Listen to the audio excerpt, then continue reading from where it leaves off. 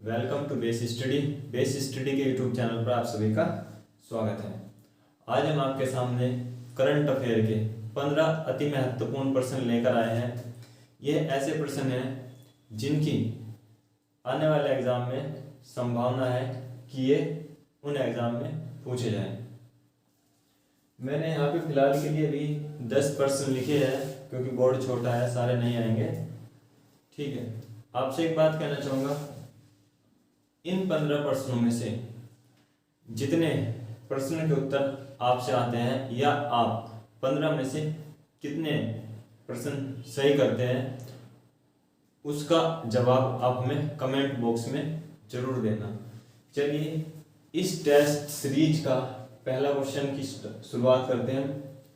देखिए, आंसर के साथ साथ हम यहाँ पर उससे रिलेटेड कुछ बेसिक जानकारी भी बताएंगे जो पेपर की दृष्टि से महत्वपूर्ण होगी। चलिए देखते हैं पहला क्वेश्चन। नोबेल पुरस्कार की शुरुआत किस वर्ष की गई? अगर आपको इस क्वेश्चन का आंसर पता है तो आप शुल्क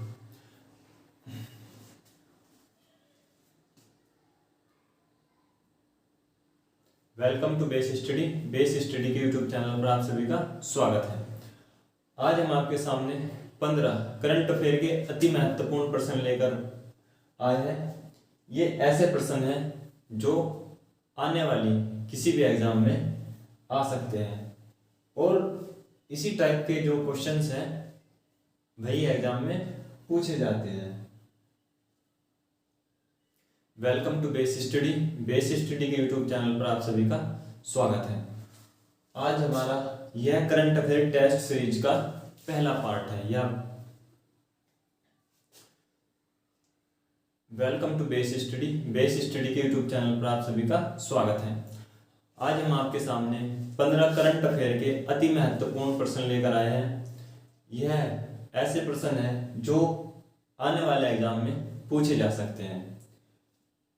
इन क्वेश्चनों के आंसर के साथ साथ आपको इनकी कुछ बेसिक जानकारी भी हम देंगे जो परीक्षाओं की दृष्टि से बहुत ही महत्वपूर्ण है। चलिए, आपको एक काम करना है, इन 15 क्वेश्चन में से आप कितने क्वेश्चन कर सकते हो या आपका जो आंसर है कितने क्वेश्चन का सही है, उसका आंसर हमें आप कमेंट बॉक्स में जरूर देना। चलिए पहले क्वेश्चन देखते हैं हम। नोबेल पुरस्कार की शुरुआत किस वर्ष की गई? क्या आपको पता है नोबेल पुरस्कार की शुरुआत कब की गई? अगर हाँ तो आपका एक नंबर पक्का। नोबेल पुरस्कार की जो शुरुआत की गई है 1901 में की गई है। नोबेल पुरस्कार की शुरुआत 1901 में की गई है। ठीक है, अब इसकी कुछ बेसिक जानकारी देखते हैं।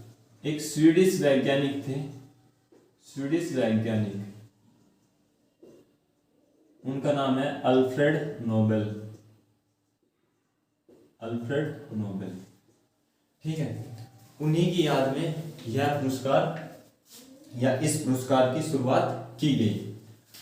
अल्फ्रेड नोबेल ने काफी सारे एक्सपेरिमेंट किए हैं, बहुत सारे उन्होंने प्रयोग किए हैं। उनमें से इनका एक सबसे महत्वपूर्ण आविष्कार था डायनामाइट का। डायनामाइट, ठीक है, यहां से आपको ये भी पता चल गया डायनामाइट का आविष्कार किसने किया था? अल्फ्रेड नोबेल ने, जो कहाँ के वैज्ञानिक है? स्वीडिश के वैज्ञानिक है। डायनामाइट एक विस्फोटक पदार्थ होता है। डायनामाइट कैसा पदार्थ होता है? एक विस्फोटक पदार्थ होता है। ठीक है, इसके बाद आपको ये ध्यान रखने की जरूरत है, जो ये नोबेल पुरस्कार है, ठीक है, ये कितने क्षेत्रों में दिया जाता है? 6 क्षेत्रों में दिया जाता है। कितने क्षेत्र में दिया जाता है? 6 क्षेत्र में दिया जाता है। इन 6 के 6 क्षेत्र को देख लेंगे एक बार हम। शांति के क्षेत्र में, और भौतिक के क्षेत्र में, रसायन के क्षेत्र में, चिकित्सा के क्षेत्र में,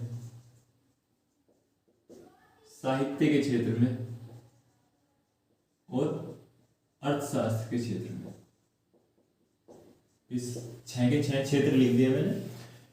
ये नोबेल पुरस्कार 6 क्षेत्रों में दिया जाता है: शांति, साहित्य, अर्थशास्त्र, भौतिक, रसायन और चिकित्सा। एक बात यहाँ पे आपको याद रखनी है, ऐसे प्रथम भारतीय कौन है जिनको नोबेल पुरस्कार मिला? प्रथम भारतीय कौन है जिनको नोबेल पुरस्कार मिला? वे है रविंद्रनाथ टैगोर।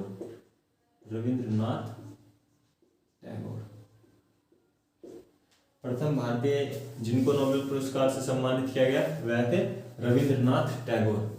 रविंद्रनाथ टैगोर विश्व में एकमात्र ऐसे व्यक्ति है जिन्होंने दो देशों का राष्ट्रगान लिखा है। रविंद्रनाथ टैगोर ने भारत का और बंगाल का राष्ट्रगान लिखा है। क्या आपको इस पहले क्वेश्चन की जानकारी अच्छी लगी हो तो आप कमेंट सेक्शन में बताना। सभी क्वेश्चंस की हम इस तरह से ही जानकारी देंगे। चलिए अगला क्वेश्चन देखते हैं। आईपीएल में सबसे ज्यादा रन बनाने वाला तीसरा खिलाड़ी कौन सा बन गया है? यानी कि आईपीएल मैच में तीसरे नंबर का कौन सा खिलाड़ी है जिसने अब तक सबसे ज्यादा रन बनाए हैं? और वह है हमारे रोहित शर्मा। इन्होंने 5000 रन बनाए हैं अब तक। यानी कि रोहित शर्मा ऐसे तीसरे खिलाड़ी है जिन्होंने आईपीएल में सबसे ज्यादा रन बनाए हैं। इसके अलावा देखते हैं विराट कोहली और सुरेश रैना। ये दो ऐसे खिलाड़ी है जिन्होंने आईपीएल में सबसे ज्यादा रन बनाए हैं। आपको यहाँ पर एक बात ध्यान रखनी है, आईपीएल से रिलेटेड ही है। महेंद्र सिंह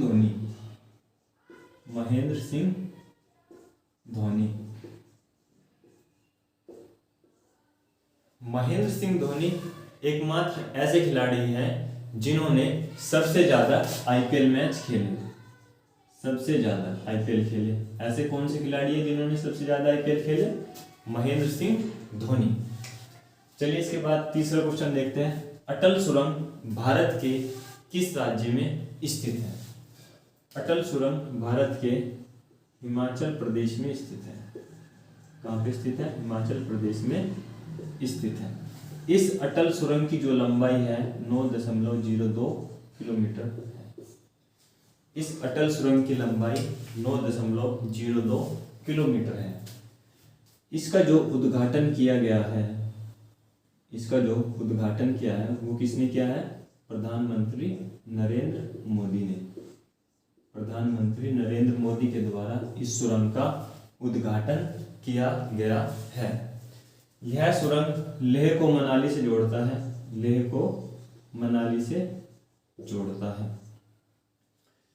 यह सुरंग विश्व की सबसे लंबी सुरंग है।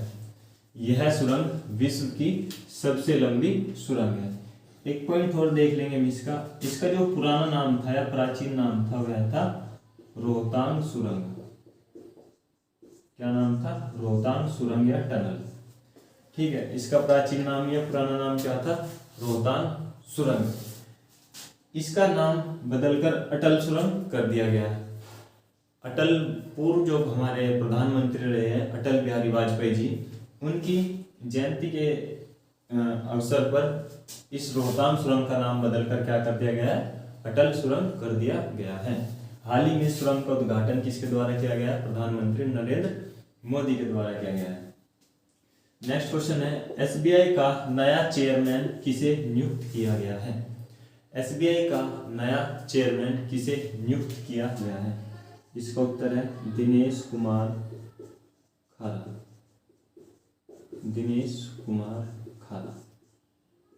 दिनेश कुमार खारा को स्टेट बैंक ऑफ इंडिया यानी कि एसबीआई का नया चेयरमैन नियुक्त किया गया है। अगर आप यह देख रहे हैं तो आप हमको कमेंट में बताना एसबीआई के एमडी कौन है, यानी कि मैनेजिंग डायरेक्टर कौन है। इसके बाद नेक्स्ट क्वेश्चन देखते हैं। 2020 विश्व खाद्य पुरस्कार से किसे सम्मानित किया गया है? क्या आपको इसका आंसर पता है? 2020 विश्व खाद्य पुरस्कार से किसे सम्मानित किया गया है? इसका उत्तर है हमारा डॉक्टर रतनलाल को। 2020 विश्व खाद्य पुरस्कार से इनको सम्मानित किया गया है। ये कौन है? ये भारतीय अमेरिकी वैज्ञानिक हैं, भारतीय अमेरिकी वैज्ञानिक हैं, यानी कि भारतीय मूल के अमेरिकी वैज्ञानिक हैं। इनको 2020 विश्व खाद्य पुरस्कार से सम्मानित किया गया है। चलिए देखते हैं विश्व खाद्य पुरस्कार जो है इसकी शुरुआत किसके द्वारा की गई, इसकी शुरुआत किसके द्वारा की गई। इसकी शुरुआत की गई है डॉक्टर नॉर्मन बोरलॉग के द्वारा, डॉक्टर नॉर्मन बोरलॉग के द्वारा इस पुरस्कार की शुरुआत की गई है। अब हम कुछ इनके बारे में देखते हैं। ये क्या है, प्रथम नोबेल पुरस्कार विजेता, प्रथम नोबेल पुरस्कार विजेता। इनको पहली बार नोबेल यानी कि जो सबसे पहला नोबेल पुरस्कार मिला वो इन्हीं को मिला। किस क्षेत्र में मिला था, शांति के क्षेत्र में, ठीक है। और साथ ही साथ ये क्या है, विश्व हरित क्रांति के जनक, विश्व हरित क्रांति के जनक, विश्व हरित क्रांति के जनक और प्रथम नोबेल पुरस्कार विजेता नॉर्मन बोरलॉग के द्वारा विश्व खाद्य पुरस्कार की शुरुआत की गई, जो 2020 में डॉक्टर रतनलाल जी को प्रदान किया गया। इसके बाद हरित क्रांति, भारत में हरित क्रांति के जनक कौन है, के स्वामीनाथन, के स्वामीनाथन। ये कौन भारत में हरित क्रांति के जनक है, के स्वामीनाथन। क्या आपको हरित क्रांति पता है क्या होती है? हरित क्रांति सिंचित और असिंचित क्षेत्रों में संकर और बोने बीजों का प्रयोग कर उत्पादन में वृद्धि करना क्या कहलाता है, हरित क्रांति कहलाता है। यानी कि उत्पादन में वृद्धि हरित क्रांति से संबंधित है। नेक्स्ट क्वेश्चन है, विश्व का सबसे बड़ा एवं सबसे गर्म ज्वालामुखी कौन सा है? विश्व का सबसे बड़ा एवं सबसे गर्म ज्वालामुखी कौन सा है? इसका उत्तर है पुहुहोन ज्वालामुखी। पुहुहोन, पुहुहोन ज्वालामुखी विश्व का सबसे बड़ा एवं सबसे गर्म ज्वालामुखी है, ठीक है। इससे पहले कौन सा था? इससे पहले था टैसू मैसिफ, टैसू मैसिफ या मोना लोआ करके, मोना लोआ, ठीक है। इससे पहले जो सबसे बड़ा ज्वालामुखी था वो कौन था? टैसू मैसिफ या मोना लोआ। पर लेकिन वर्तमान में कौन है सबसे बड़ा ज्वालामुखी? पुहुहोन। ये पुहुहोन जो ज्वालामुखी है ये स्थित है कहाँ पर? हवाई द्वीप पर स्थित है, हवाई द्वीप पर। हवाई द्वीप किसके अंतर्गत आता है? यूएस से, यानी कि यह अमेरिका के अंतर्गत आता है। हवाई द्वीप की जो राजधानी है, कैपिटल है, वो क्या है? Honolulu, Honolulu. देखो कितना अजीब सा नाम है भाई, होनोलुलु। हवाई द्वीप की राजधानी क्या है? होनोलुलु। पुहुहोन ज्वालामुखी हवाई द्वीप पर स्थित है जो अमेरिका के अंतर्गत आता है और यह विश्व का सबसे बड़ा और सबसे गर्म ज्वालामुखी है। जबकि इससे पहले टैसू मैसिफ या मोना लोआ विश्व का सबसे बड़ा ज्वालामुखी था। अब बात करते हैं ज्वालामुखी की। ज्वालामुखी हमारे 3 प्रकार के होते हैं। ज्वालामुखी हमारे 3 प्रकार के होते हैं, सक्रिय, मिश्रित और शांत। सक्रिय ज्वालामुखी ऐसे ज्वालामुखी जिनमें कभी भी विस्फोट हो सकता है या जो जिनमें समय समय पर लावा निकलता रहता है, सक्रिय ज्वालामुखी कहलाते हैं। नंबर 2 पर आता है हमारा मिश्रित ज्वालामुखी। ऐसे ज्वालामुखी जो मतलब ऐसे ज्वालामुखी जिनमें वर्षों से कोई भी विस्फोट नहीं हुआ है या लावा नहीं निकला है, मिश्रित ज्वालामुखी कहलाते हैं। और लेकिन मिश्रित जो ज्वालामुखी इनकी खास बात है, ये कभी भी मतलब इनमें विस्फोट हो सकता है। शांत ज्वालामुखी ऐसे ज्वालामुखी जिनमें जो सदियों से शांत पड़े हैं और आने वाले समय में भी इनमें विस्फोट की कोई संभावना नहीं है, शांत ज्वालामुखी कहलाते हैं। भारत में 2 ज्वालामुखी है, भारत में कुल 2 ज्वालामुखी है। आप उनका नाम या भारत के किस राज्य में स्थित है कमेंट सेक्शन में जरूर बताना।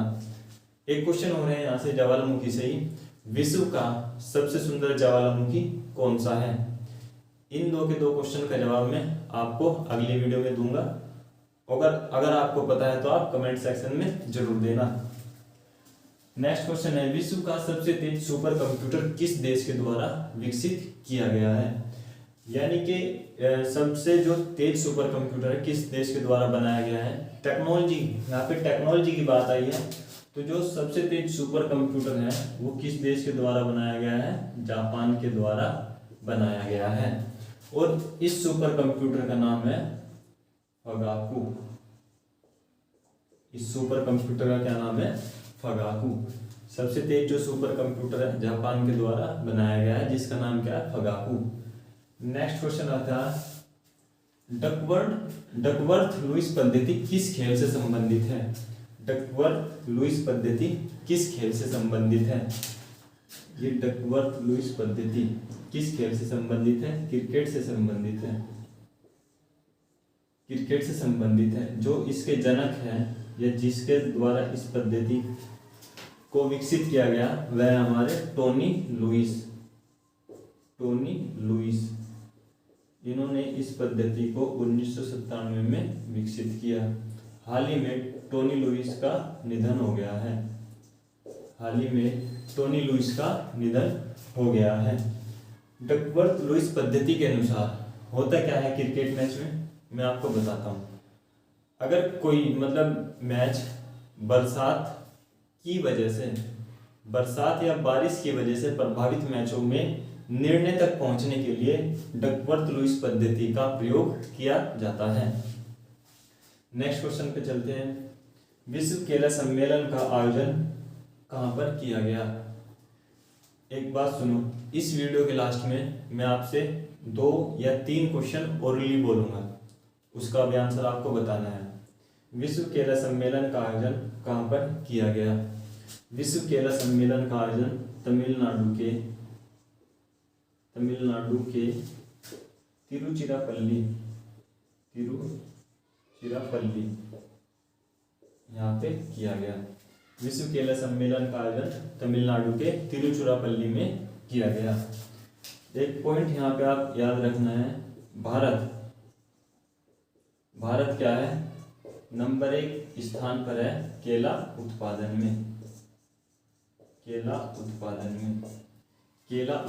में भारत नंबर 1 पर आता है। इसके बाद है, प्रथम पशु युद्ध स्मारक कहां पर बनाया जाएगा? प्रथम पशु युद्ध स्मारक कहां पर बनाया जाएगा? ये बनाया जाएगा हमारा मेरठ, यानी कि उत्तर प्रदेश। मेरठ कहां पे पड़ता है? हमारा Uttar Pradesh.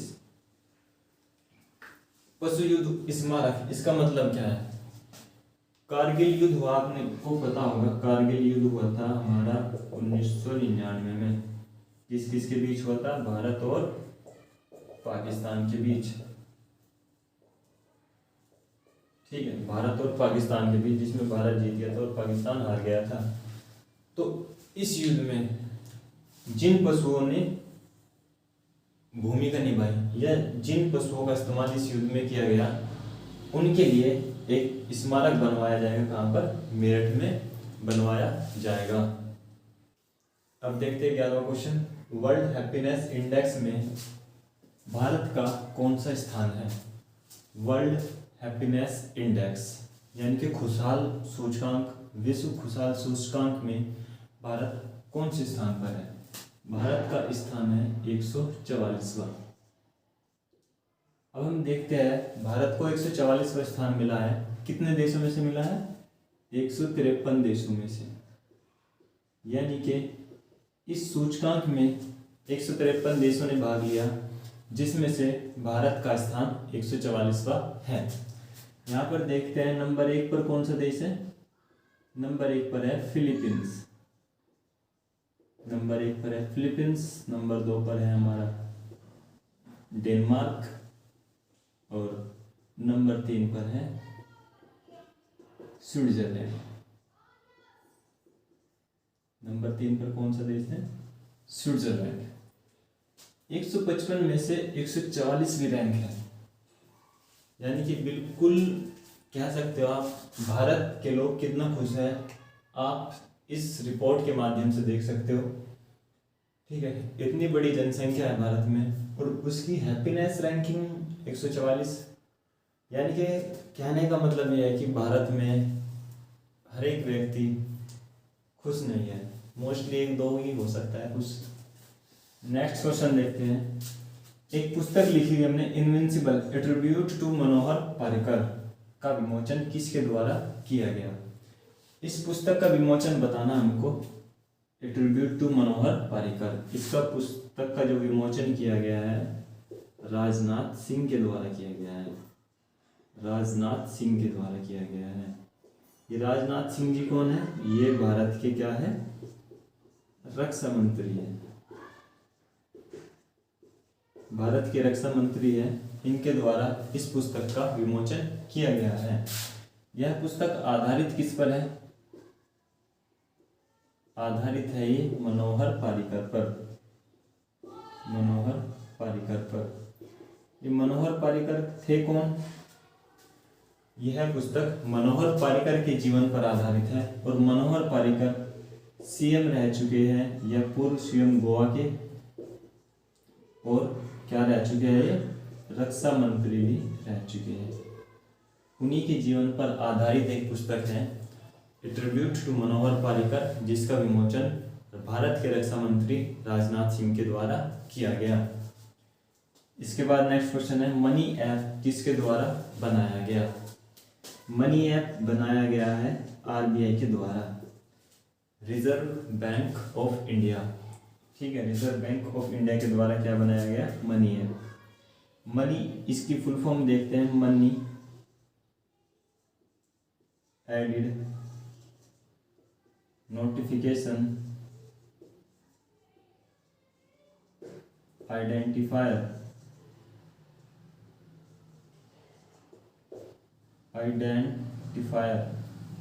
Money edit notification identifier इस एप्लीकेशन का पूरा नाम है। अब हम देखते हैं इस एप्लीकेशन के जरिए, यानी कि इस एप्लीकेशन का उद्देश्य क्या है? जो दृष्टिबाधित लोग हैं, जो दृष्टिबाधित लोग हैं उनके लिए इस एप्लीकेशन को बनाया गया है। इस एप्लीकेशन में क्या हो दिया जाएगा? जो कैमरा है, मोबाइल कैमरा है, वो क्या करेगा? नोट को स्कैन करेगा और उसकी वैल्यू क्या करके बोल कर बताएगा। ठीक है, जैसे कोई दृष्टिबाधित व्यक्ति है, उसने क्या किया? 500 का नोट लिया और अपने मोबाइल में इस ऐप के जरिए उसको स्कैन करेगा, तो मोबाइल का जो कैमरा स्कैन करने के बाद उसको बोलेगा कि यह 500 का नोट है, या इस तरह का इसमें कंडीशन रखी गई है। मनी है, ठीक है, दृष्टिबाधितों के लिए बनाया गया है। यहाँ पे एक बात ध्यान रखना, जो एक हमारे वैज्ञानिक थे लुई ब्रेल, लुई